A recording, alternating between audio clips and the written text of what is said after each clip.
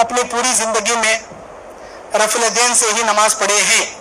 बेशक आप अलैहिस्सलाम अपनी जिंदगी के आखिरी सांस तक रफल दैन के साथ ही नमाज अदा किए। हजरत अबू हुरैरा रज़ियल्लाहु ताला नबी के इंतकाल से सिर्फ 4 साल पहले इस्लाम कबूल करने वाले, वो खुद बयान करते हैं मैंने नबी की जिंदगी की आखिरी नमाज मैंने देखा आप रफल दैन से नमाज पढ़ रहे थे।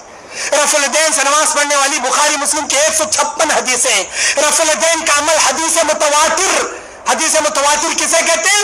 उस हदीस को कहते हैं जिसके रिवायत करने वाले, अमल करने वाले हर जमाने में इतनी कसीर तादाद में कि जिसका झूठ पर इतलाक या गुमान करना भी मुमकिन नहीं।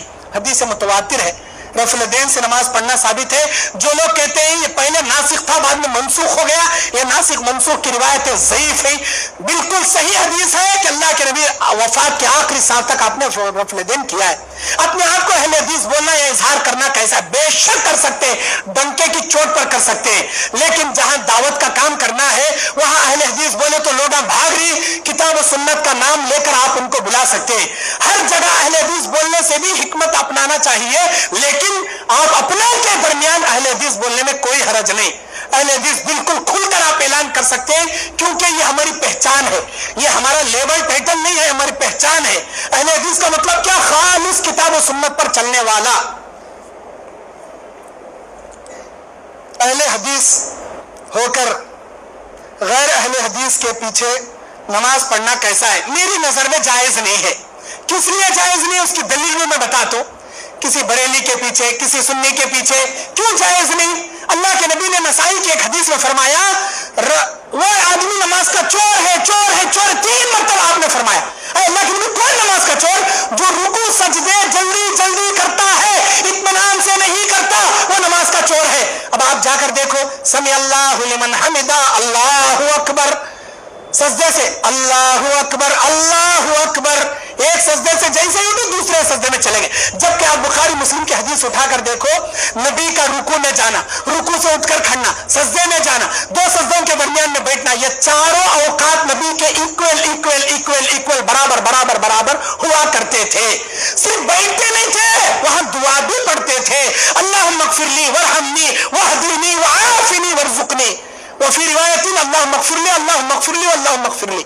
बिल्कुल सही सनद से है।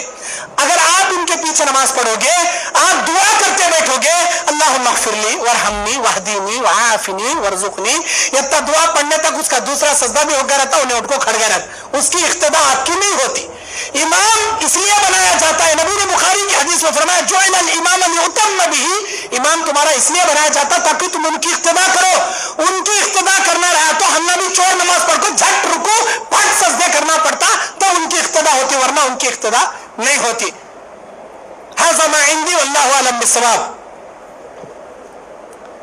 क्या अहले हदीस होकर दूसरे मसलक के लड़के या लड़की से निकाह कर सकते हैं या नहीं? जैसा कि मैं बताया, मुशरिकों को अपनी लड़कियां देना गोया जहन्नम के गड्ढे में जानबूझकर ढकलने के बराबर है। लेकिन अगर बरेलियों की लड़की को आप ला सकते हैं तो उम्मीद ज्यादा कमी है कि आप, क्या गारंटी कि आप बरेली को रिश्ता उठा के दे रहे हैं, वो ले जाकर खबर पर ले जाए, मज़ारों में ले जाए, उर्स में ले जाए, अपने 11वीं में, अपने मिलाद में, अपने हर चहलुम में शरीक करके रखे।